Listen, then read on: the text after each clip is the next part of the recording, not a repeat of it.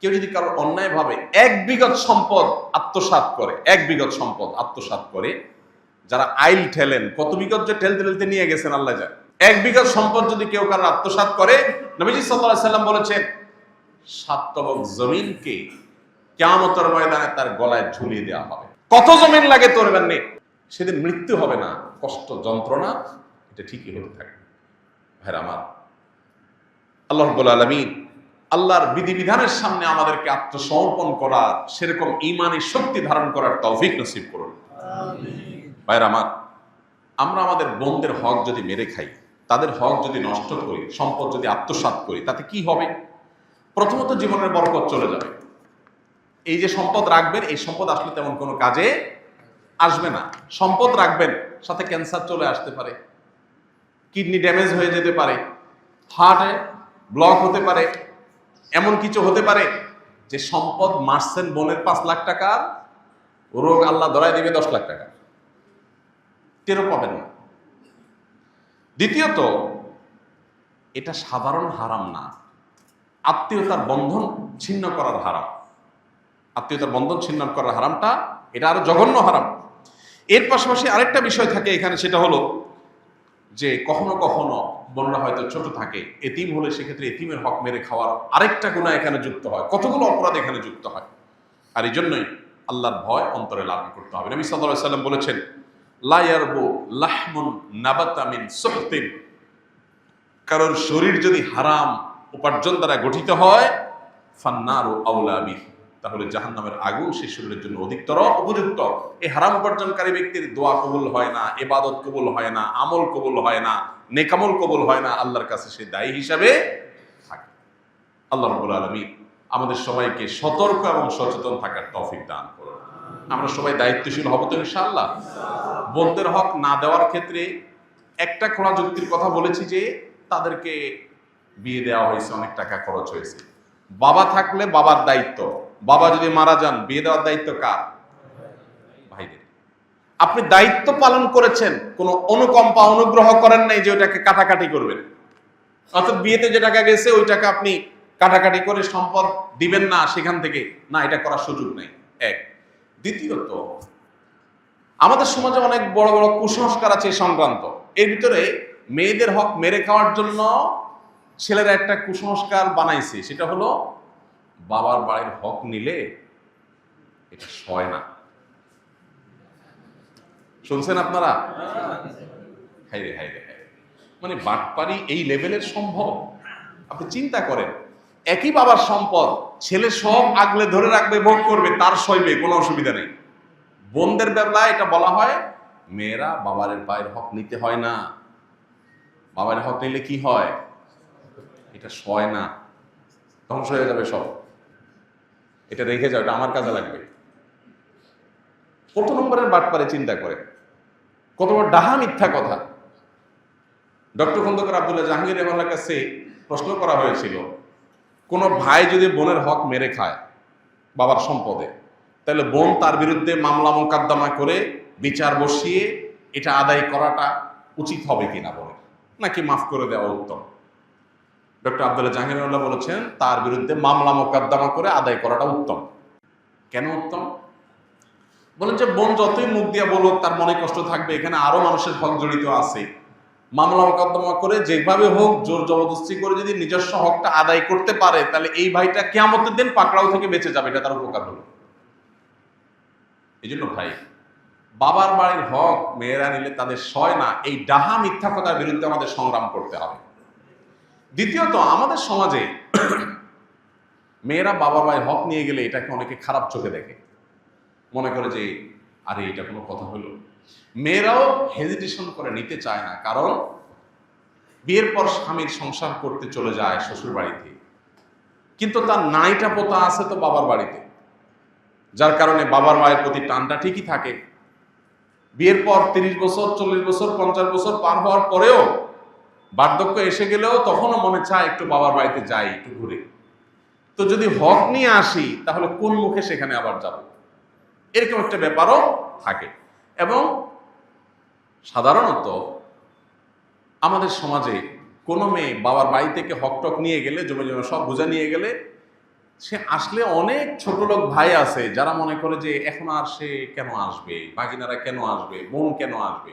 যতদিন হক নেয় না ততদিন বোন আসলে মোরল জবাই হয়, গরুর গোশত দিয়ে কিনে বাজার করে রান্না করে খাওয়া হয়, কারণ হক আছে। আর হক নিয়ে গেছে তখন মনে হয় পর হয়ে গেছে, এখন পর্যন্ত তার আসার কোনো রাইট নেই। পরিষ্কার জেনে রাখা দরকার, ভাই এবং বোনের সম্পর্ক কি শুধু সম্পদকে কেন্দ্র করে? অতএব বোন যদি তার প্রাপ্য হক বুঝিয়ে নেয়, তারপরও মৃত্যু পর্যন্ত এই বোনের সাথে সুসম্পর্ক বজায় রাখতে হবে। এবং বাবার বাড়িতে, ভাইয়ের বাড়িতে বেড়াইতে আসার অধিকার বোনের ঠিকই থাকবে। আবার ভাইয়েরও কর্তব্য থাকবে বোনের বাড়িতে গিয়ে বেড়ানো এবং তাকে দেখা, খোঁজ খবর নেওয়া। এটার সাথে সম্পদ দেওয়া নেওয়ার কোনো সম্পর্ক নাই। অতএব এই কুসংস্কারের উপর আমাদেরকে আঘাত করতে হবে যে কোনোভাবেই এই কুসংস্কার থাকা চলবে না। ভাইয়ের হক থেকে বা বাপের হক থেকে, সম্পদ থেকে বোন সম্পদ নিয়ে গেলে সেই বোন, সেই মেয়ে আর বাপের বাড়িতে আসতে পারে না, এটা সঠিক কথা নয়। বরং সম্পদ নিয়ে গেলেও আসতে পারবে, সম্পদ থাকার মধ্যে তো অবশ্যই আসতে পারবে, বলাই বাহুল্য। এই জন্য ভাই এই কুসংস্কারটা আমাদের দূর করতে হবে। অনেক ক্ষেত্রে দেখা যায় একটা সিন ক্রিয়েট করা হয়। কিরকম সিন ক্রিয়েট করা হয়? মেয়েদের সম্পদ মারার ক্ষেত্রে দুইটা সিন ক্রিয়েট হয় সাধারণত। একটা হয় বাসর ঘরে, মহর দেওয়ার বেলায় আসলে ফুসলায়া ফাসলায়া, মেয়েরা লাজুক প্রকৃতির হয়। বাঙালি মেয়ে, মুসলিম মেয়ে আরো বেশি লাজুক হয়, যত ধার্মিক তত লাজুক হয়। এই জন্য বাসর ঘরে ফুসলায়া ফাসলায়া, দেখো মহর তো 10 লাখ 1 টাকা ধরছে মুরব্বীরা, তা আমার তো দেওয়ার সামর্থ্য নাই, আমি ইনশাল্লাহ এই তো সামনের মাসে বা 1 বছরের মধ্যেই সর্বোচ্চ আমি তো ইটালি চলে যাব, সৌদি আরব চলে যাব, কত 10 লাখ হবে, সবই তো তোমার। বউ তখন বেচারি শরমে পড়ে বলে যে আরে কি বলেন এই সময়, আমার কোনো দায় দাবি না এগুলা। এই যে মুখে না দাবি আদায় করে নিলেন, সিন ক্রিয়েট করে, একটা পরিবেশ ক্রিয়েট করে, এটা হলো আরেক বাটপারি। আপনার বিয়ে করতে বলছে কে? মহরের টাকা জোগাড় করার মতো ক্ষমতা না থাকলে এটা তো লজ্জার কথা যে বাসরাতে আপনি বোর কাছে টাকার জন্য মাপ চাইতেছেন। মেয়েরা যদি শরিয়ার মাসালা ভালো করে বুঝতো তো বলতো খবরদার, মহারণা পরিশোধের আগে কোনো আওয়াজ নাই, কোনো আলাপ নাই, আগে পরিশোধ করো। তারা তো জানে না শরীয়ত তাদেরকে কি অধিকার দিয়েছে। আরেকটা বাটপারি হয় বাবার মৃত্যুর পর, মায়ের মৃত্যুর পর বোনদেরকে দাওয়াত দেয় ভাইয়েরা, বাগিনা বাগিনী এবং জামাই সমেত।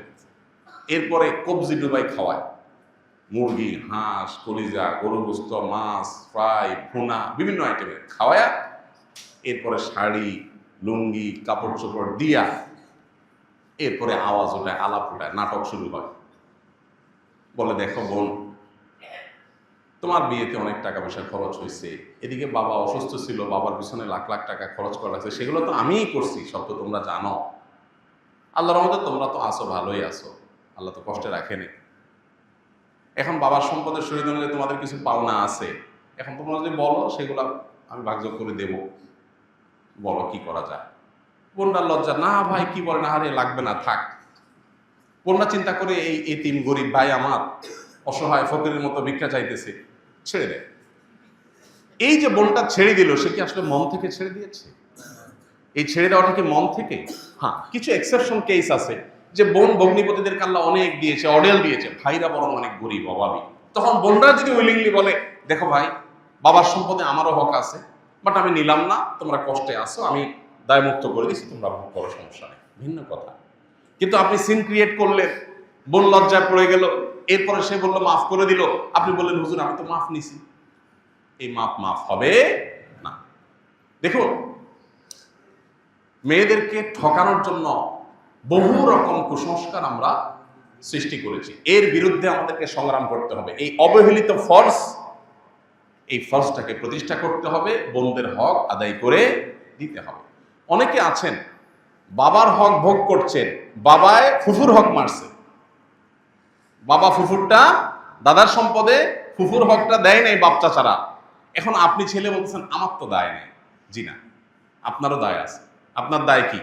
আপনার হিস্সায় যতটুকু আসছে এখানে আনুপাতিক হারে ফুফুর কতটুকু হক আছে ওইটা তাকে আপনি বুঝাই দিতে হবে, না হলে আল্লাহর কাছে আপনি দায়ী থাকবেন।